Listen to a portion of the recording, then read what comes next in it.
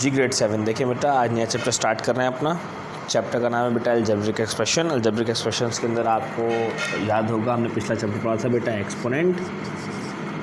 उस चैप्टर को दोहराते हैं पहले थोड़ा सा और फर्दर फिर आगे हम चलेंगे अपनी एक्सरसाइज की तरफ। ये हमारे आज के चैप्टर का नाम है अलजेब्रिक एक्सप्रेशन।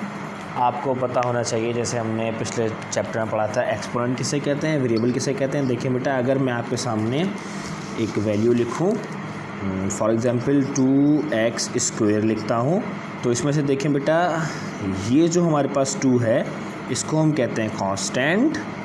आपको याद होगा लास्ट टाइम में हमने पढ़ा था चैप्टर एक्सपोनेंट के अंदर, इसको हम कहते हैं वेरिएबल। और ये जो ऊपर पावर होती है इसको हम या पावर कहते हैं बेटा, या फिर हम इसको एक्सपोनेंट कहते हैं। और यही एक्सपोनेंट आपके चैप्टर का नेम भी था, आपको याद होगा। अब हम पढ़ेंगे अलजेब्रिक एक्सप्रेशन। अलजेब्रिक एक्सप्रेशन के अंदर आपको पता होना चाहिए, ये जो एक अलजेब्रिक टर्म है, जब ऐसी बहुत सारी टर्म्स आपस में मिल जाती हैं कुछ इस तरीके से, देखें मैं लिख रहा हूँ, ये बनाते हैं अलजेब्रिक एक्सप्रेशन। पूरी एक एक्सप्रेशन बन रही है। अब इस एक्सप्रेशन के अंदर देखें साइन आ रहा है, प्लस का भी आएगा बेटा, माइनस भी आएगा, डिवाइड भी आएगा, मल्टीप्लाई भी आएगा। अब आपने क्या करना है, आपको पहले तो हम प्लस और माइनस की अगर बात करें तो हमें ये बात याद रखनी है बेटा कि जब भी हम किसी भी दो नंबर को ऐड कर रहे होते हैं, मतलब आप उसको प्लस कर रहे होते हैं, तो प्लस करते हुए आपने दो बातों का ख्याल रखना है। पहली बात क्या कि आपके पास अगर वेरिएबल मौजूद है x² का, तो जिसमें आप ऐड कर रहे हैं वो भी x² का वेरिएबल होना चाहिए।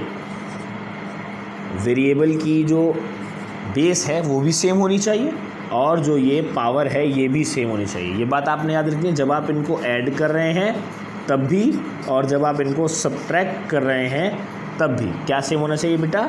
इन दोनों की एडिंग और सब्ट्रैक्शन के टाइम पर बेसिस के साथ साथ पावर का सेम होना भी ज़रूरी है। अगर बेस सेम ना हो, देखिए कुछ इस तरीके से, अगर कुछ ऐसा हो जाए कि ये बन जाए y², ठीक है, तो ये x और ये y बेसिस सेम नहीं है, चूँकि इस वजह से ये ऐड नहीं हो सकते।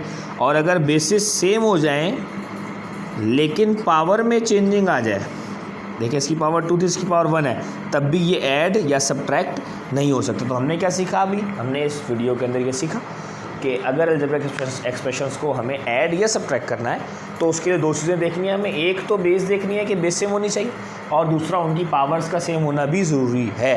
ठीक है।